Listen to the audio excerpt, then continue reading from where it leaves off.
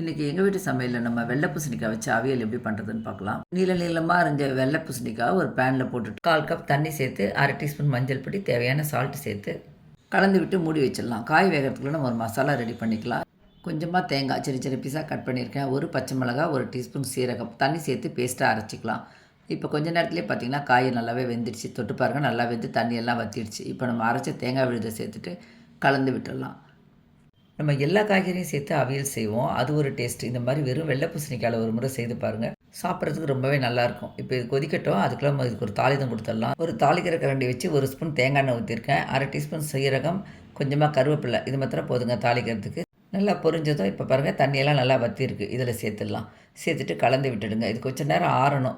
ஒரு நிமிஷம் ஆறுச்சுன்னா போதும். அதுக்கப்புறமா 2 ஸ்பூன் தயிர் சேர்த்துட்டு நல்லா கலந்து விட்டுட்டு இறக்கணும்னா தேங்காய் எண்ணெய் வாசனையோட அருமையான டேஸ்ட்டில் வெள்ளை பூசணிக்காய் அவியல் ரெடி ஆகிடுங்க. நீங்களும் செய்து பாருங்கள். உங்களுக்கும் பிடிக்கும், உங்கள் வீட்டில் இருக்கவங்களுக்கும் பிடிக்கும். செய்து பார்த்துட்டு எப்படி இருக்குன்னு சொல்லிட்டு கமெண்ட் பண்ணுங்கள். நம்ம சேனலில் வர வீடியோஸ் பிடிச்சிருந்தால் லைக் பண்ணி சஞ்சய் நானும் வ்ளாக் சேனலை சப்ஸ்கிரைப் பண்ணிக்கோங்க. தேங்க்யூ.